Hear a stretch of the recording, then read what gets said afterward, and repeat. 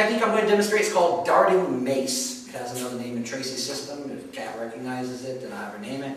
Darting mace is actually a defense against a jujitsu attack. Sounds good. Now, this one you'll really appreciate. Sifu Mace for a moment? Absolutely. Assisting me in this technique will be Sifu Dennis Blackwell, co-inheritor of the Xiao Chuan Kung Fu system. The technique darting mace, actually I'm going to show you the attack first and then we're going to go on to the defense against it. Natural stance please. Classically in Jiu-Jitsu, we realize that Jiu-Jitsu, the gentle art, is based off the use of the sword. So what we're going to do, we're going to take our opponent's right arm and we're going to visualize that it is a katana. So I'm going to be holding it what's known as Chudan no Kamae, the middle guard position. And I'm going to take my right hand, I'm going to grab him at the wrist, and I'm going to bring my left hand slightly up higher on the forearm. Now my intention in the course of this action is I have two opportunities to go in Jiu-Jitsu, we refer to it in the English translation, under the bridge. The bridge is my opponent's arm. I can go to the outside, come behind, and put the person in the hammerlock.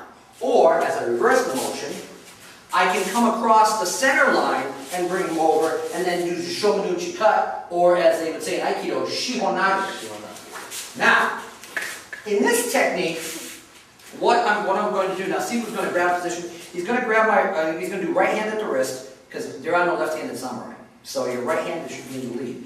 Now, in this case, what Sifu wants to do, he wants to bring me into what he would know in Xiao Choi Hung Kung Fu as a reverse armbar. So he's going to bring me across, turn me around, and lock me into this position. That's the key. And reverse the motion, go back. Now, I have to stop that motion. So what I'm going to do to stop that motion, I'm going to take this arm as I step forward my left foot, and I'm going to execute a downward horizontal form directly across his right arm, which is his power hand. I'm immediately going to rebound off that, like a rock skipping off a pond, and I'm going to fire that directly into a vertical punch. Right from there, I'm going to drop in a downward horizontal form as my rear hand chambers and clears. Now, I've got to be concerned because I'm afraid his arm might come up and come back to attack me. So if the arms come up, I'm going to check it. I'm then going to pivot to a forward bow. In Japanese, we call it Zenkutsu Dachi. In Tracy's Kempo, we call it a hard bow. And I'm going to pivot to a forward bow stance. And as I do so, I'm going to execute a vertical thrust punch. In Japanese, we refer to it as tate sugi.